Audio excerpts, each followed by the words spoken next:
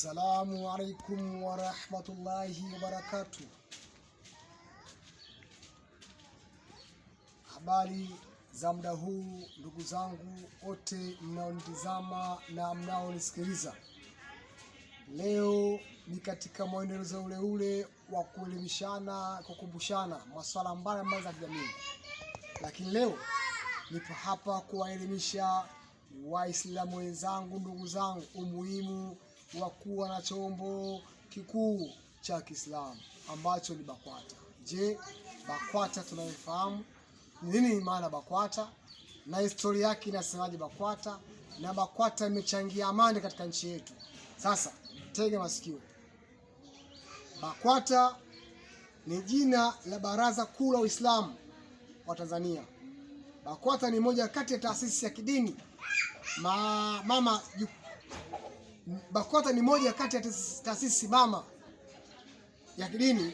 Jukumu kubwa ni kutia miongozo ya kidini, kusimamia masuala ya ibada na kushiriki katika masuala ya kijamii na kiuchumi kwa mujibu wa mafundisho ya dini ya Kiislamu. Baraza Kuu la Kiislamu Tanzania, BAKWATA. Historia yake. Kabla ya BAKWATA, Waislamu walikuwa wana vikundi vyao, vyama vyao ndani ya msikiti, wilaya mbalimbali.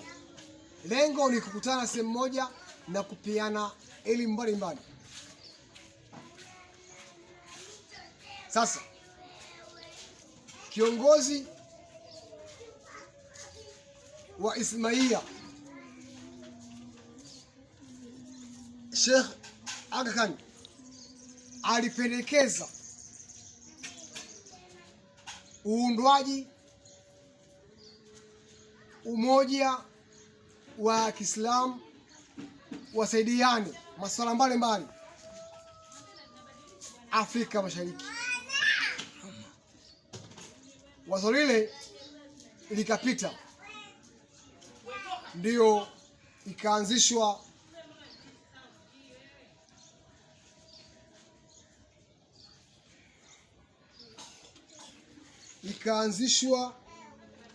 East Africa Muslim Welfare Society. East Africa Muslim Welfare Society wazo lilikuwa la Aga Khan,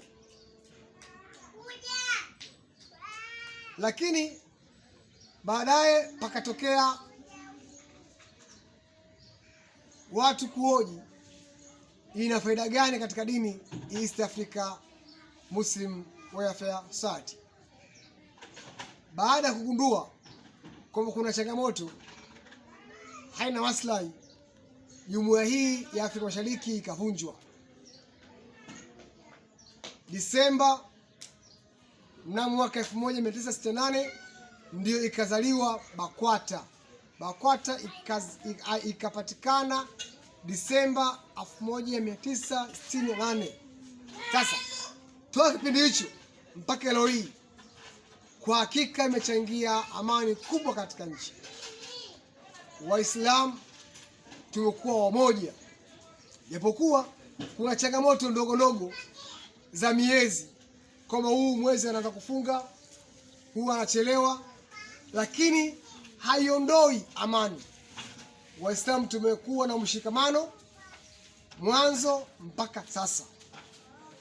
Shukrani kwa Mufti Zuberi bin Zuberi Ali kwa kuendelea kushirikiana na kila taasisi zote. Hawa ambao wanapiga kelele, je, taasisi yake ina maendeleo gani? Bora Islamic Foundation, taasisi ambayo inaita maendeleo katika nchi.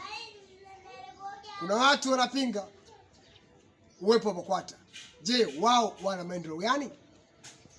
Tushukuru BAKWATA imeleta umoja wa Uislamu, mpaka leo tuko pamoja. Leo nimesema hapana, nije hapa kutoa elimu, kuwakumbusha Waislamu wenzangu kwamba tuheshimu BAKWATA na tuwaheshimu mashehe. Na pia mufti anaweza pia akatumia fursa mbalimbali za kuwateua mashehe watakaoona wanafaa katika nafasi ya BAKWATA, kama amefanya Mheshimiwa Rais Dr. Samia Suluhu Hassan, anaoteua watu ambao si chama chake, akiona huyu anafaa akiingia serikali yake, basi anamteua. Pia hata mufti pia anaweza akamwona huyu anafaa kuwa kadhi, huyu anakuwa katibu, au ateue tu. Sina mengi. Juma Omar Sharifu.